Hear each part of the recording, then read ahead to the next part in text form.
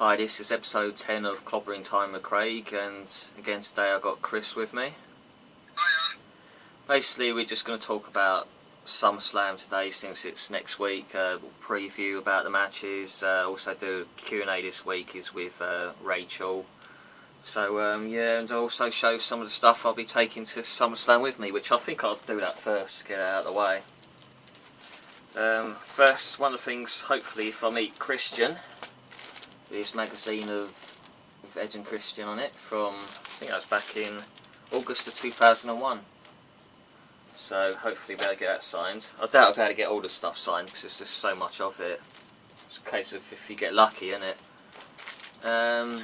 This one of Rob Van Dam, which I got the other day. All these magazines, by the way, are from House of Wrestling. You can find them on Twitter. This was from February 2006, this Rob Van Dam magazine. Next one is Raw of January 2004. It's Evolution. Be getting that signed by Randy Orton. That'll definitely be getting signed because we're definitely meeting him for the VIP. Next one is March 1991, which I'll be getting signed by Shawn Michaels. This is one I've actually had all throughout from 1991 onwards. Not one I've got on eBay or anything. I've actually had this since it came out, so that'll be cool to get that signed. Next ones are some new promos that I got from RetroWrestling.com. First one is Caitlyn with the Divas title. I really like that one. She looks good in that one, doesn't she? Yeah. This one is Dolph Ziggler with the title. I got that one. Yeah, awesome one. This one is from when he won the title on Raw, which I especially like since we was there. Yeah, awesome. Cool, that one. This one's Alicia Fox, looking very nice. Yeah. And of course the Bella Twins. Always getting loads of new promos of the Bellas. This one is Layla, a new promo. Hopefully I'll get to see her. Yeah, that's awesome. I know she's not going to be at Axxess, but you never know, might get to see her at some point. And this one, Chris's favourite, AJ. God, yes, please. The one you've got's better though, the promo you've got's better. Yeah. Also be getting this one, the Nexus, which is already signed by Wade and Justin Gabriel, if I happen to meet Heath Slater. Which I'm not sure if he's on the list for Axxess, but if I do I'll try and get him to sign that. I think I've also got, what's it, the Core as well, Wade Barrett's other group, which if Ezekiel's there, he's the only one I've got to get to sign that to complete it. That's if he's there though, because I don't think he's even on the list. And it's one of Rosa, which I've had for a while now. Yeah, I don't know if she'll be there though. Oh, she's on the lineup, and I asked her on, yeah, and I asked her on Twitter as well, and she said she was anyway. So, Oh, wow. so yeah, be wearing that shirt again. Oh, Yeah, that's basically some of my stuff that I'll be taking. I'll also get a program while I'm there to get the wrestlers to sign for anything I don't have, promos wise. I'll also be getting Caitlyn and AJ to sign some promos for Shirley. So yeah, hopefully we'll get to meet both Caitlyn and AJ. It just depends on the queues and who else is signing at the time, doesn't it? yeah. I think Yeah, hopefully. It's not like WrestleMania where there's bigger queues or anything. You get some big queues for some of them, but as long as you have a plenty of good ones out at the time, it will take the pressure off of it. It's where if you have a load of duff ones and just one good one, that you end up with everyone queuing for the good one, which makes it a they nightmare. did that on the Friday, if you remember. Yeah, it's a pain. Oh, sorry. Anyway, on to the SummerSlam preview. We've got, first up is Brock Lesnar against CM Punk, which I personally think that I'd like CM Punk to win, but I have a feeling that Brock Lesnar's going to win because of the interference of not McKillicuddy, it's not his name anyway, Axel and Paul Heyman, and you never know, you might even get a new member to the Heyman's team. Yeah, I think that as well. Yeah, like So I can't see Lesnar lose. I have a feeling they'll fight more than once, but I think Lesnar will get the first one. Yeah. John Cena against Daniel Bryan, which a lot of people know by now what I think's going to happen in that, where Daniel Bryan will win. Things will try and stop Daniel Bryan winning, but it'll go wrong. Daniel Bryan will win, and then things will bring out Plan B, which will be Randy Orton to cash in, and I think Randy will win the title at SummerSlam, which will lead to a feud between them two, probably for the rest of the year. Yeah, definitely. Which will probably lead to Daniel Bryan eventually getting the title. Something like Triple H in Daniel Bryan's corner and Vince in Randy's corner sort of thing. Maybe even as far up as to WrestleMania. Yeah. I think that'd be a good way to end it, with the whole Daniel Bryan things in winning it at WrestleMania off of Randy or something like that. Yeah, and then I think Autumn will be a heel by then. He's pretty much now, isn't he, really? Considering what he did on Raw, he's turning towards it. He better be anyway, because otherwise I'm annoyed. Now this next one, I know you're not that keen on it. It's Big E and AJ against Caitlyn and Dolph. Yeah, obviously I'm happy that I'm going to see AJ and Yeah. Caitlyn, but I would have liked to have just seen Big E versus Ziggler, to be honest with you. But, Yeah, the trouble is they've been doing that on Raw lately, so they've kind of thrown that out the window, haven't they? yeah, A bit like the whole thing of having Shield and against Mark Henry and Usos. They've already done it on Raw. And they've had tag matches, and they've kind of done it already, haven't they? But yeah, I'm just happy to see AJ and Caitlyn on the show, and I'm hoping Layla will be in their corner as well, so at least she's on the show in some way or another. yeah, But I have a feeling Caitlyn and Dolph will win that match. yeah. I think Caitlyn will probably end up pinning AJ or something. I think they're leading to Caitlyn eventually getting that Divas belt back from AJ. Yeah. In the long run. Next is probably one of my favourite ones I'm looking forward to, is Bray Wyatt against Kane, which they're kind of hinting towards some sort of Inferno match, but I get the feeling they're leaning to where you don't actually have to set fire to the person. You just basically it's like having a Hell in a Cell. You have fire around the ring so no one can escape, sort of thing, and no one can interfere. That's what I think. I think that's the only point of it. I don't think you have to actually set fire to them or anything like that. Yeah, it's called Ring of Fire, innit? So, Yeah, because you won't have a proper Inferno match anymore, not in the current PG era, will you? yeah, But I think Bray Wyatt's a cert to win that. And Kane's doing the second one of that film coming up, isn't he? That he did before, the horror film. So I think Bray might take him out, or they'll do something with the flames after the match or something. Burning, maybe, I don't know, maybe in his face, the flame in his face or something. Possibly. The other one is Cody Rhodes versus Sandown. Now there's no case on the line yet. That may change on Raw. Because I so I expect, think it will. yeah, because I expect them to announce more things. I'd I imagine. think the case will be on the line. It's going to be a ladder match. Yeah. Because why would have Sandow brought out a new case? So By the way, I really like that case. I think it's better than the original. I love it. It's definitely Yeah. a Sandow case, isn't it? It's really cool. But yeah, I'm hoping they put the case on the line to make it more interesting, the match, more meaning. Yeah. Which, if they do, I think Cody will win. Yeah. Christian versus Del Rio. Now, they had Christian beat Del Rio in a non-title match on SmackDown, which normally means one thing, that Del Rio's basically going to win.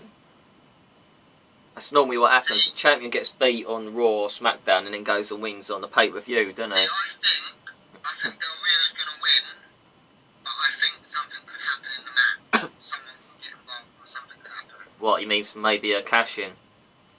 Maybe that, yeah, or something. I wouldn't mind Do something to Christian. I wouldn't mind seeing a cash-in by both, you know, Randy Orton and Sandow or Cody, whoever has the case after their match. Yeah. A double champion sort of thing like that, because they've never had both cashed in on the same night. No, so I've got a feeling something's going to happen like that. Yeah, so far you've only got 6 matches. There's a rumour that the preview show, which sounds really good to me, which really should be on the show, is Rob Van Dam against Antonio Cesaro. Yeah, I heard about Which, if that does happen, would be a very good match. I would even add swagger to it and make it a triple threat. Would make it even better. Yeah. But yeah, that should be a good match. But I still expect them to add another, because it's only 6 matches. I still expect them to add 2 more to the main show, which I'd expect, because the Shield still hasn't got anyone yet. See, the Shield, I'd like to see them just fight the Usos or something. I have a feeling that Big Show might come back, you know, on Raw, and him and Mark Henry against them. Yeah. Well, I think that's what I said from the start anyway, so I think you're right. I think that will happen. But there was a rumour of Ambrose against Mark Henry, which if that happens, then maybe the Usos against Reigns and Rollins. And obviously, The only problem is Ambrose against Mark Henry. What's Ambrose meant to do with someone that big, really? Yeah. It's a bit, and there's no Ryback on the card yet. There's no Randy Orton. It's a strange one. There's quite a few still not in it that could be added to it. Yeah, I'm not sure where Randy Orton, apart from cashing in, I'm not sure where he can fit in match wise. Yeah, I suppose we have to watch Raw tonight and see where they go with it. Yeah, because obviously this seems like to me there's still so much more to be done for SummerSlam. We've got Raw tonight and then SmackDown, isn't it? Yeah, but I don't expect them really to add anything as late as SummerSlam. I expect most of it. I expect it pretty much to be done tonight. Yeah. Because they don't normally leave it till 2 days before. I would like to see the US title and IC and the tag team belts on the line though, in some kind of way. Yes, US is Ambrose. IC. Oh yes, Curtis Axel. Yeah. Now I'm not. I'd like him to get on the card. Don't you feel? I've got a feeling he might fight Kofi. I hope not, because Kofi's just come back, and it's not a match that interests me. And is it me, or does it feel like WWE have already toned down on the push for Curtis Axel? Yeah, to me it does. Because the first month, few weeks, but then it just feels like since then they've toned down on his push, and I don't know, it just doesn't seem like there's that much interest all of a sudden. Yeah. But if anything, I'd probably like to see him versus Fandango, to be honest with you. Yeah, but Fandango's hell. It won't happen, will it? Unless they make it a triple threat with someone. But you know, personally, I'd like to. Ones I'd like to see as face is primetime players. Yeah, and to have them, them against the Shield at SummerSlam and them with the faces, but trouble is you can't see it because it's too close to it and it's too sudden change, isn't it? Yeah. Or you could have trouble is who they'd fight. Young and O'Neill seem to be doing a few matches at times teaming up with Wade Barrett, but who would you have them fight? There's not really anything there that they've been feuding with. Oh, no. There's no chance of 3MB being on the show. Oh, and also we've got Miz as the host of SummerSlam, haven't we? Yeah, I wonder what he'll do. Because maybe he'll do something. Maybe, you never know. Maybe Ryback might confront him. I tell you what, it's possible that if there was ever anyone that desperately needed a heel turn as much as Randy Orton does, it'll be the Miz. Because since he turned, his career's gone from up there right down to the very bottom, literally. Yeah, he suits heel. He's because his face, he's just going further and further down, and it's just gone from being the main eventer at WrestleMania in Atlanta to a couple of years later, he's just the host on SummerSlam. Yeah, definitely. It's a shame because I really liked him as baddies. He's got the gimmick and everything. Yeah, that's pretty much everything about SummerSlam so far. Obviously, I expect a couple more matches to be added. Yeah, also, I don't know, did you hear apparently the game 2K14, is it? That's the roster's going to be revealed in axxess. Yeah. Did you hear about that? the roster's always announced at Axxess. It's been like that for the past couple of years. They'll do it during the day on Saturday, I think, and in the ring. You see it on the screen while you don't have to actually hang around there and watch it. You've got a little screen above it, and while you're queuing, because I remember the other year queuing for Beth, and I could hear that and watch that at the same time because I had CM Punk doing it in the ring and everything. So yeah, they basically announced the roster, but obviously we know some of them. We know the Ultimate Warriors in the game. But yeah, they've been doing that for the past couple of years at SummerSlam now. Hulk Hogan's there as well, is he? Apparently. Hulk Hogan. Don't explain that to me. But I expect Ultimate Warrior to be in the Hall of Fame next year as the headline. Yeah. I don't think DX are going to be, because Triple H wants to go in on his own first before DX. Yeah. So I expect it'll be a few more years till DX go in, because I expect Triple H to go in a couple of years. I'm definitely going to go. Oh yeah. Well, I'll get tickets anyway, because last time they didn't announce anyone when tickets went on sale, and I ended up getting tickets just because of Trish Stratus. I was like, I had to go for that. But this time I'm just going to get them because I have a feeling you end up with someone like Warrior, and I don't want to risk missing out on him. Yeah, exactly. Anyway, let's do quickly the Q&A. Yeah. This week's one was with Rachel at Rachel RKO Lewis, and Rachel spelt, I'll speak English in it, RACHEL, because I think there's a couple of ways of spelling her Rachel, isn't there? But it's at Rachel RKO Lewis. She's obviously a wrestling fan. Unfortunately, she's a Chelsea fan. But yeah, she's cool anyway. Basically, I asked her how long she's been watching wrestling, how long she's been a fan. She's been a fan for 12 years now, so what's that, 2001? So around, approaching the end, basically towards the end of the Attitude Era. First show she went to was only a couple of years ago, SmackDown in 2011. Wow. Her Divas role model is Lita. Yeah. I also asked her if she could wrestle a diva, who would it be, and it was the same as before, Lita. Favourite wrestler of all time is The Rock. She's been obsessed with him for a long time now, apparently. But she does say there that no one compares to Randy Orton, because she loves Randy Orton. Wrestling bucket list is to go to WrestleMania and to go to St. Louis for a show, because of Randy Orton being there. She made this little comment at the end about so she can go to eat round to Randy Orton's house afterwards. Where am I? And last question was thoughts on the current Divas division. She finds it quite boring.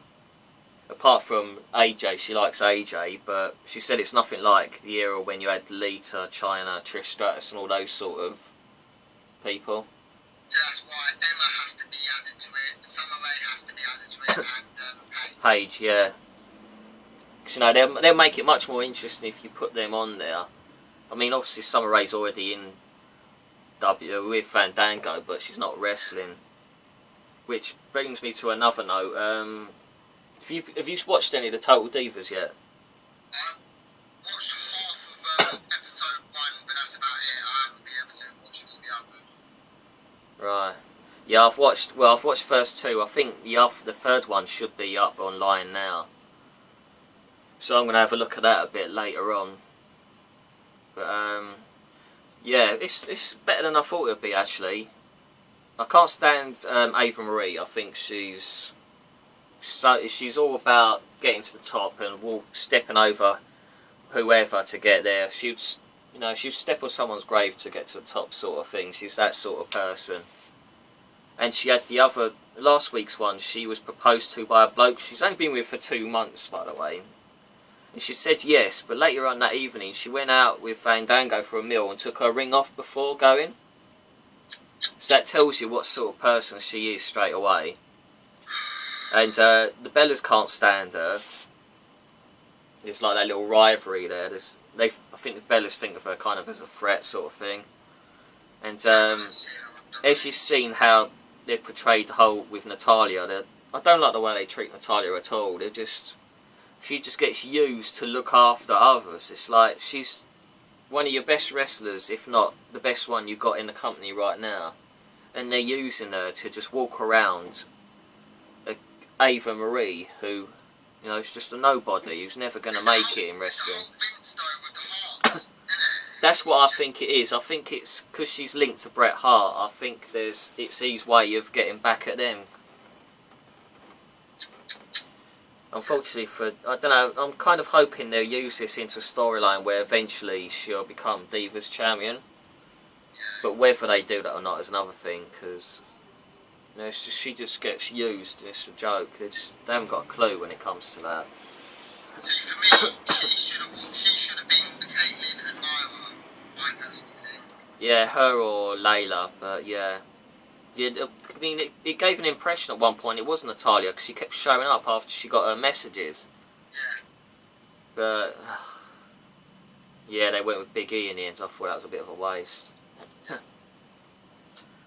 Yeah, there was, briefly we'll talk about TNA, there's not much to talk about on there that's any positive, but one positive was Fortune, well, 3 of them reuniting, Kaz, Daniels and Bobby Roode, which to me is better than the main event Mafia, because at least with Fortune it is the original group, whereas main event Mafia is what, 2 of them, Kurt and Sting.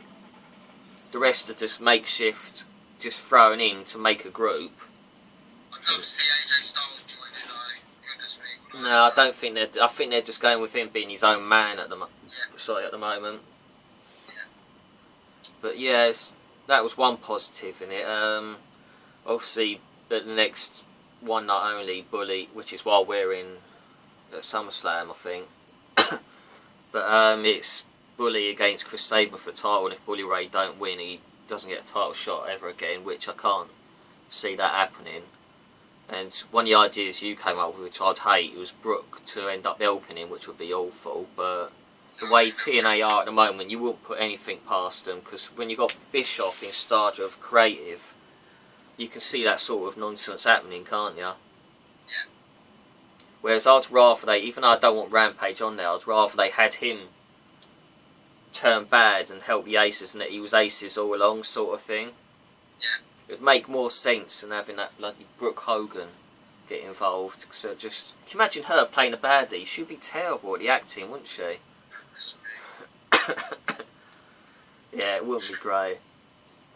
Have you seen NXT lately? Have you seen that Tyler Breeze yet? No. Is that the Ziggler one? He's kind of like him, yeah. He's one that walks around with his phone taking photos of himself as he's walking to the ring. Okay, no, I still haven't seen it. The trouble is, wrestling-wise, you can't tell how good he is because he does very little in the ring, and his matches are only like 2 minutes long. He just kicks a lot and then does that one good spinning finishing move. So it's very hard to tell how good he is. I mean, the character, I hated it at first, but it's one of those which I think starts to grow on you slowly. Okay, well, I'll have to have a look at that. Personally, with Fandango's, when he first started that, I was thinking, what the hell's this? But then it's something, again, that grows on you as it goes along. Definitely. But, yeah, basically this is pretty much the end of the show now, but while we're at SummerSlam, we'll be doing little video clips from it, and maybe the odd interviews or 2 with some of my friends that are going, and also do one with Chris, you know, saying what wrestlers we met, things like that. And we're actually going to look for a few randoms as well, aren't we? And we'll talk to them as well, so. Yeah, as long as they talk to us, yeah. Yeah, I'd love to be able to get an interview one of the wrestlers, but it'll be having the time, wouldn't it, one of the divas or something. But I'm going to try that anyway. But yeah, next week's show will be delayed by about 3 or 4 days, but we'll be doing it live. Well, not live, but if we're doing it from our hotel room in LA basically after SummerSlam, when we get back. Once we've wrapped our pay-per-view chairs, we'll do the show there, and then I'll upload it when I get back home, which will be good. It'll look good being from LA and all that. Yeah, I can't wait. Yeah, it'll be good fun. Yeah, we've got Randy Orton, Shawn Michaels, and Shield VIPs, and Chris is also, as well as them, has got Kane. Yeah, I've always wanted to meet him, so yeah, it had to be done. Yeah, so yeah, it should be a 6th row as well. So look out for us. We have signs saying, I think it's WWE is my passion. Is one side, and the other side says, "Let's go Ziggler." So yeah, keep a lookout for us, and anyway, we'll speak to you next week, or well, a few days late next week anyway, from Los Angeles. That's the end of episode 10, and that's it from me and Chris. We'll speak to you next week. Take it easy, everyone. See ya.